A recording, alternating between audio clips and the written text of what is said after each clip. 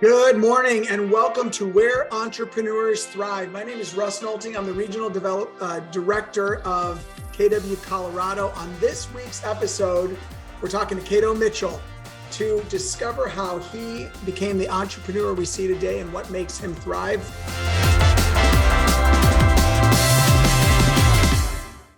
Kato, welcome to the podcast. Thanks, Russ. Thanks for having me. Awesome. Hey, I'm so excited about this. Let's dive right in. Tell us your story. How'd you get into real estate? How'd you make your way to KW? You know, before I came on, I watched a couple of your podcasts, and it's always funny to me because so many of us have similar stories, and yet our story's a little different. And like everybody else, I kind of did a bunch of other things before real estate. You know, back when I was in college, I was a paramedic and a trauma tech. I worked in contracting, and then I was a general contractor for a while. And eventually I decided I didn't want to do that. So I got into sales, and I was in high-tech sales. And in the high-tech sales sector, I excelled quite a bit, but it wasn't really the challenge I was looking for. So I ended up in the oil industry, and I did what was called geointerpolation contract sales, which was a fancy way of saying, we're going to give you the technology to show you where to drill. And I did that for about 6 years. And it was a great gig. And, you know, I had a lot of fun. And, you know, I got to fly around on private jets, wine and dine people and things like that. And that was great. The problem was I was always in the air. And frankly, it just wasn't the lifestyle I wanted, because it was a lot of hard road days. You know, the guys that were the age I am now had been divorced many times because they were never home. And while they made good money, it just wasn't what I want. And I had a coach named Mickey, a life coach at the time, who will say he wasn't into self-discovery so much as telling you what you weren't saying to yourself. And we were sitting there one day, and in his slightly pikey accent, he slapped me upside the back of the head, literally, and said, will you just go into real estate already? You talk about it all the time. You're passionate about it. You like rentals. You know, just go do that. And somehow that light bulb went off when it hadn't for a number of years. That's awesome. What year was that? What was that? 1999. Okay. And I went and got my real estate license and got in, and I always thought I'd be a residential realtor just selling homes. And about 5-6 weeks into it, I realized I knew way more than any realtor around about investment properties, because I was already doing a little investing. You know, I was studying about it all the time. I went to any seminar, read any book. I've always been a voracious reader, and, you know, ended up taking that as my specialty. So kind of went that direction. So I went a little different than a lot of realtors did, in that I mostly deal in investment properties for people. So sometimes it's commercial, sometimes it's residential, but the piece of it that always runs is the investment piece. Well, I started with a company called Frontier Real Estate, and they got bought out a year and a half into it by Coldwell Banker. And I got told by the president of Coldwell Banker for Colorado at the time, well, you're no longer doing that. You're just a residential realtor. And well, Russ, you've known me for a couple of years, and tell me what I can and can't do. That's probably not going to work real well for our relationship. Doesn't work real well with any realtors, from my experience. Exactly.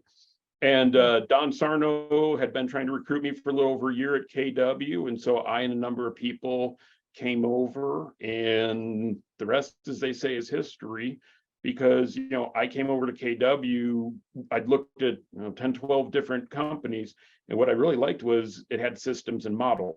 And what I knew, being so strongly ADD, was that I was not great at systems and models. So I needed someone who could teach me the basics, because as we know, the real estate test does not teach you how to sell real estate. It just teaches you how to pass the test. Right. And so I started searching out mentors and coaches that were proficient in what I needed to learn, and just went and studied with all of them as much as I could. So this was the early 2000s, I guess? Yeah, it was, I think it was 2001, if I remember right. I've been with the company, I think it's 22 years now. Got it. Now, was Don at the market center where you currently are, or was there a different market center back then, or where were you? He was at the market center. It was a failing market center when I came in. Don had just come in about 6 months before me. Actually, I take back, I think about a year before me. In fact, he was the longest running TL in KW history at 22 and a half years, and he's still our employing broker. Just an absolutely phenomenal guy, a wealth of knowledge, and just one of those people who would invest in you however you needed it to make sure you were a success. And that was, honestly, that was the biggest trigger for me moving over, was Don Sarno. Got it. Cool. I had the pleasure of coaching him for a little while. He's a good guy. Yeah. Good soldier for KW. Oh, absolutely. Absolutely. And he is tenacious to the end, which is part of what I love. And, you know, I've always had a need to be around other people that are tenacious and successful and, you know, want to go somewhere in life. So that was the biggest reason that, you know, this market center really fit me well. Yeah. So you got into real estate, you got into KW. What does your real estate world look like today? So again, I'm probably a little different than a number of the guests that you've had on. I've actually backed off on the units that I sell. What I've learned over the years is I'm actually a better operator than I am realtor, and I still do, you know, I still do some. I'll do 6 to 8 million this year, but I'm not going to do a huge amount. But what I found is I'm really good at valuation of companies, strategic planning, execution, things like that. So I bought the market center's controlling share in 2011. I owned the Vail Market Center and its business centers for a while. I own 2 holding companies, one that holds real estate, one that holds other companies because I buy and sell other companies as well. And then with some partners, I own an insurance group and just started a new media and marketing company. So it's really, KW has allowed me to expand my entrepreneurship by what I learned there, the habits I created there.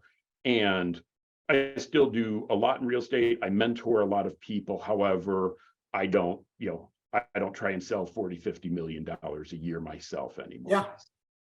Yeah.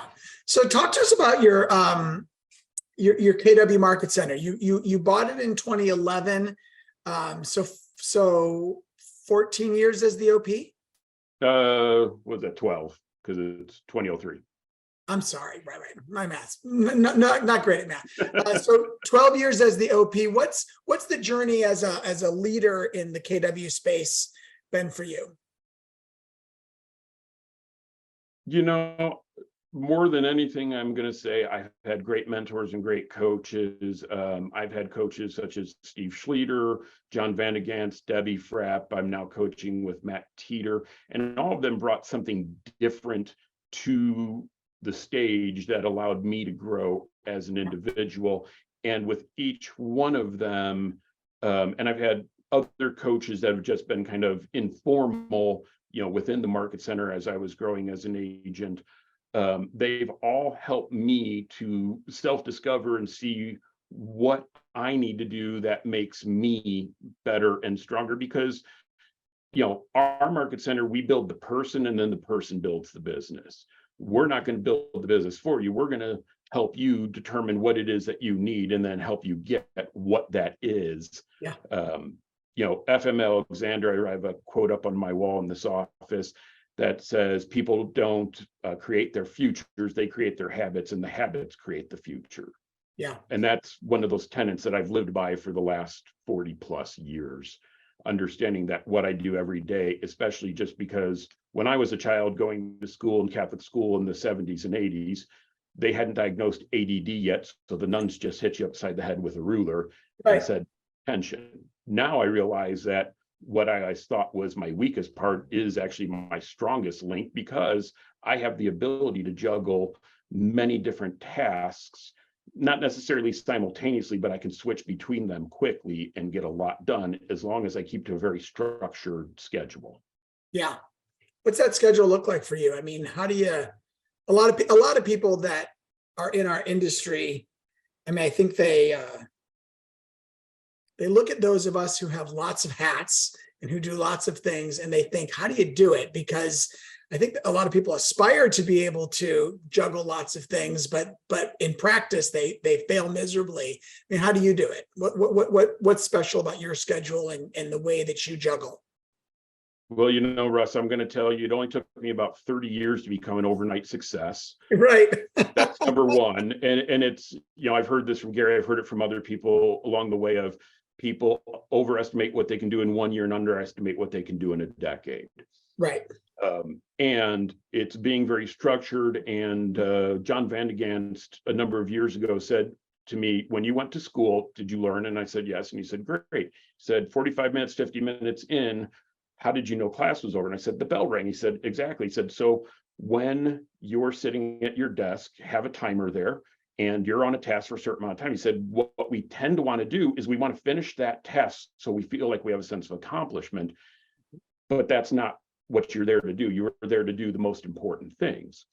Mm-hmm. And so understanding that and being very rigid with my schedule and knowing that I just have to get a certain amount done every day became freeing for me, because like a financial budget, which allows you to have freedom in your life and have less anxiety about the future, having a time budget does the exact same thing for me, in that I have the ability to take care of it. But that also means I'm waking up at 5 o'clock in the morning. And First thing I do is I go exercise. Next thing I do after that is I read. Then I'm getting ready for work and getting something to eat. I'm usually in the office by 7 a.m. That hour between 7 a.m. and 8 a.m. is what I call the golden hour before anybody else comes in, because I'm able to get everything done without anyone knocking on my door. So I will get the most important tasks done right then and there. My prospecting usually starts about 7:30 in the morning, because I'm getting to the people that I prospect, which are usually CEOs and CFOs. Well, guess what? They're at their desk and they don't have a gatekeeper. So I'm able to get to them faster by utilizing that strategy. By the time 11 o'clock comes, I can basically, outside of fixing any problems, I can go home at that point if I really want to. Yeah, absolutely. I think that idea of front loading is so important. I had a funny experience in my market center in Chesterfield, Missouri, where my TL, who is a certified health and fitness and wellness coach, she said, we're going to start fitness and wellness coaching on Tuesdays at 8:30. And I had a bunch of agents say, man, we're realtors, we're top producers, we need our sleep. And I thought, that is so funny, because that is literally the exact opposite of what I think top producers actually show up as. Well, and I'm going to tell you right now, that means go to sleep earlier then. We all heard it as a kid, early to bed, early to rise makes a man healthy, wealthy, and wise. Yep. I'm usually in bed by 9 and I'm up at 5 and, running strong. So summer's a struggle for me, because it's light out when I go to bed. I mean, I'm screens off at 7:45, and hopefully I shut at 8:30, because I get up at 4:30. It's just, it's hard to get it done. Well, and I'm going to tell you, Russ, and it's for those people who are listening who don't feel like they're as productive. The other two things I'm going to say is shut off your social media early at night. Don't look at it more than once or twice a day. And here's the thing, emails do not need to be responded to more than a couple times a day. Everybody checks their email 20, 30, 40 times a day, but they're not getting done what they need to get done. There are no emergencies in real estate. No one is going to die if you are working your deals and you are days ahead of time on all your contract dates. Right. So, don't be a slave to the email and to the social media, because those two will kill you. Absolutely. Kato, you've been around the KW ecosystem a long time. Yep. What do you think of this new purpose that we've been bragging about lately, where entrepreneurs thrive? What are your thoughts around KW as that company where entrepreneurs thrive? Russ, I think we've always been there. I think we haven't told our story well, because that's what we've been doing for the 22 plus years I've been in this company now. It's truly been where entrepreneurs thrive. If you take Gary's book, the MREA, and you take the word realtor out of it and you put small business owner, you have a Yeah. whole new book, and it works. We use it throughout all of our companies. It really is about, again, do we build the person so the person can build the company? Well, that's one of the ways you help entrepreneurs thrive. And I don't think anybody does it better than KW. If I did, I wouldn't be here anymore. Yeah. You know, this place has changed my life, added millions of dollars to my bank accounts, helped my family, you know, let me take the kids all over the place and take vacations that most people can't even dream of. And it's not to be precocious, it's to say it's there. Are you willing to do the work for it? Yeah. It's not complex and it's not easy either.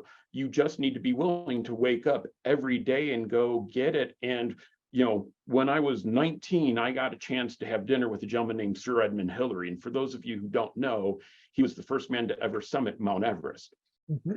And at the time, I was a 19-year-old kid and I thought I wanted to be a mountaineer for a living. And sitting there with him, I asked him a question that I didn't realize would be such a poignant question in my life. And I said, when it's 4 o'clock in the morning and it's negative 70 degrees out, the wind's whipping, how do you motivate yourself to get out of your bag, you know, break camp and start trudging up that hill, knowing that it's just going to be absolutely miserable out there? Mm-hmm. And he had a martini in his hand and he set it down and he looked at me, winked, and he said, when you can figure that out, you have the key to life. Yeah. And I always remember that. And I remember at 19, I was really upset with the answer because that wasn't the type of answer I wanted. But what I've realized now at the age of 54 is no one could have given me a better answer, because that set the course for my life of what is it that's going to get you out of bed in the morning at 4 or 5 o'clock every single morning and want to get up. It's not vacations. It's not making pancakes for the kids on weekends. It's not because you have bills to pay. But what is that one thing that just wakes you up every morning, tells you it's time to get going because you found your mission? Yeah, I love that. A couple mega camps ago, we had John Maxwell speak. Mm-hmm. I'm sure it resonated with your story. The cadence that he kept bringing in over and over again was having uphill dreams and downhill habits. Yep. Yeah. Everything you want is uphill. I have taught my kids that since that day. Yeah, I love that. That's very cool. What's your secret sauce, Kato? I mean, what do you do in real estate or in business better than anyone else? You know, I've thought about that question a lot over the last few years. And here's the thing. I'm an expert in valuation and strategy and negotiations and contracts. Anybody can learn that, you know, with enough time. I mean, I spend an hour to 2 hours a day, 7 days a week reading. Anybody can do that. I think where the secret sauce comes in is really being invested in your clients, really being invested in your people, because when you're working with someone, they're part of your tribe now, and your job is to protect them. Your job is to take care of them and understand what you're doing. You know, Zig Ziglar once said years ago, if you want to get what you want, help as many people get what they want, because if you help them get what they want, then you get what you want. And that was something that just always resonated with me. And a lot of agents, they don't like, you know, scripts and dialogues. And I used to teach scripts and dialogues for about a decade. And I'd constantly hear, oh, Kato, that doesn't sound like me. That sounds fake. And not to be rude, but to get the point across, I had to tell them, of course, that doesn't sound like you. You're not successful yet. When you're successful, that's what you're going to sound like. And what the realtors didn't realize at first was scripts and dialogues was not a mode of speaking. It was a mode of listening, because if you knew how you needed to respond, you could cut off all that chatter in the back of your head and actually just listen to them as a human being and understand what they were going through. And so for me, Russ, the secret sauce has been truly sitting down and listening and understanding what they need in their life. You know, I just turned down about a $1.6 million listing day before yesterday. And it was because it just isn't the right time for them. They have a new grandbaby on the way and they don't want their life in chaos during it. That's fine. But I can tell you, by having a real conversation with them about it, not only did I guarantee I'm getting it in a couple months, but I also will get 2 to 3 referrals from them over the next couple months, because I've been doing this for decades now. I know exactly how this works. And it's just about caring for your people and then being tenacious. You know what? You're going to have good days, you're going to have bad days. It's kind of the rule of thirds. It's one of the things they teach Olympic athletes. A third of the time, you should feel like you're completely behind and like you're failing. A third of the time, you should feel like you're on top of the world. And a third of the time, you're going to feel kind of blasé in the middle. Yeah. If at any time you get too far to one extreme or the other, you need to take a look at that. So if you feel like you're on top of the world all the time, that means that you're not working hard enough, and we need to put another level. If you're feeling downtrodden all the time, that means that you might need rest. That means that we may need to shift what you're doing. You know, one of the things I tell agents all the time is, listen, if you've been doing this 2 years or more and you're working more than 40 hours a week and not making $250,000, we need to get you into coaching right away. Yeah. Because that means that you're focused on the wrong things. Mm-hmm. So be tenacious, but make sure you're being tenacious in the right way. And by the way, fail constantly. Mm-hmm. You know, the only reason I'm successful is that I am not afraid to fail, and I will fail. I guarantee I'll do something today that I'll look back and go, well, that wasn't my smartest move. And then I'll fix it. I'll go on and I'll journal about it so I don't make the same mistake over and over again. Yeah. You mentioned at the beginning of the of this podcast that you read a lot. Any important books that you've read recently?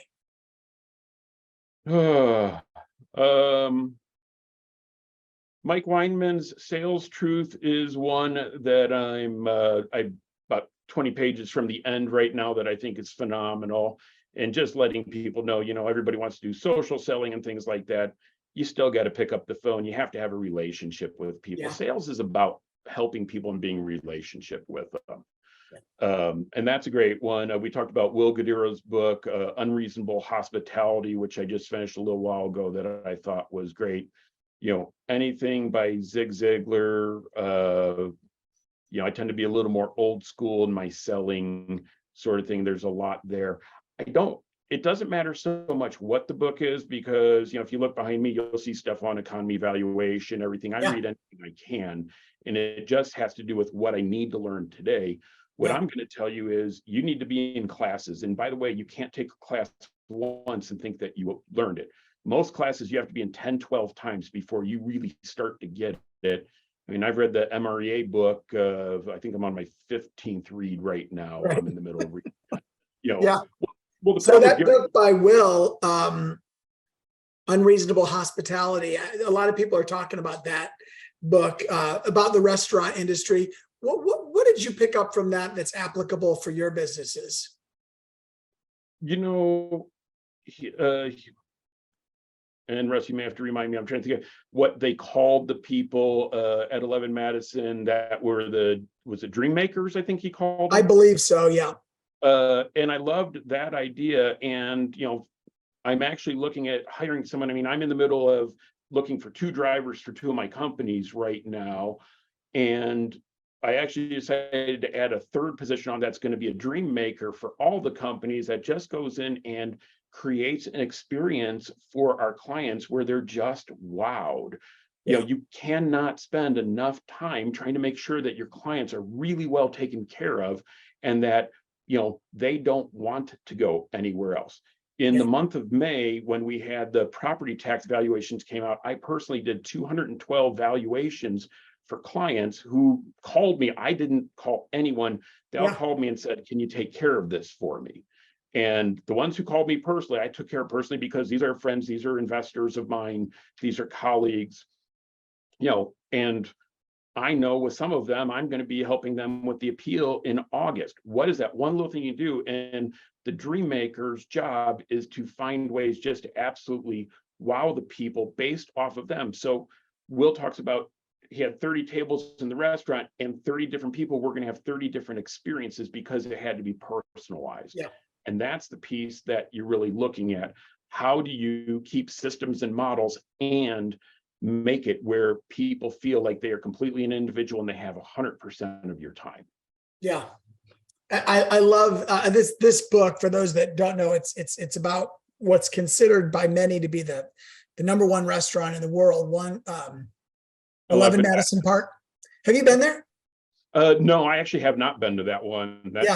That's one's on the list now when Leslie and I go to New York next. And it's such an interesting thing because like their deal is we're going to make people feel special. And one of my favorite stories from that book was the person that brought the roller bag in to lunch, and you know, the waiter figured out they're leaving town and made sure that when they finished their lunch and paid their bill and collected their bag, that they had a little snack for the flight home. Yeah. And just like smart little things. And I think about that for us in our market centers. Like there are inexpensive, easy things that we can do to plus the experience of our agent clients and our agents' clients. And it doesn't have to be complicated. Yeah, well, and even things such as, you know, when I find out it's someone's birthday, I call them on their birthday. We had an agent that had surgery a couple of days ago. You know, I called just to check on her. It's these little things that make them realize you know their name and you know who they are, and that's important to them, that they matter, that they're a member of your tribe. Yeah, people listening don't know that my office is inside your office. And I noticed on Wednesday when I was there that you walked in with a few bags of fresh fruit. Mm-hmm. And so later on in the day, I was wandering the space, and I saw, you know, you had some really great peaches. I don't know where you got them, but they looked kind of like Colorado peaches, the best. What's that? They're Colorado peaches. We grow the best peach. Yeah, and I thought, you know, that's the kind of thing, simple, but it actually matters to people. And I was on a plane yesterday coming back from Denver, and one of my agents put on Facebook, I noticed recently when I go to the office that they're always serving lunch. And we made a commitment to, in our market center, that we would have a healthy, chef prepared, fresh lunch available every day. And it's, you know, we use a company that does it, not frozen, but like real food and health conscious. And these sorts of things make a difference. People love the unreasonable hospitality that businesses provide for them. You know, about 2 years ago, we took the stance that we were going to follow kind of the Ritz-Carlton lead and spend a little extra money, spend a little extra time, and give that level of experience. And you were talking about the fruit bowl. There's fruit in that bowl every day. Yeah. And it is, hey, if you're hungry, grab something to eat. You know, we've had agents who just have had a hard time. It's like, great, let us know. We'll get some groceries for you. These are all little things, but they matter because it's a human to human touch sort of thing. And it's just about, you know, you have to care enough so that they realize that right there, right then, they're the most important person in the world. Because, you know, I have kids that are growing up, and my boys are 18. They're starting to have a little issue because they're realizing Dad's still the backup. But at one point, you know, I lost my father about 2 years ago, and that's where you realize there is no backup anymore. Yeah, I am the backup. Yeah. And the boys are starting to get that. Well, you want your agents to come to the market center. As agents, you want your clients to be able to come to you and realize you got their back, and they don't have to worry. And it gives a sense of security that many people don't have in life. Yeah, absolutely. Well, Kato, I appreciate you. I appreciate getting to speak with you today. And thank you so much. Take care. Sounds good. Bye for now.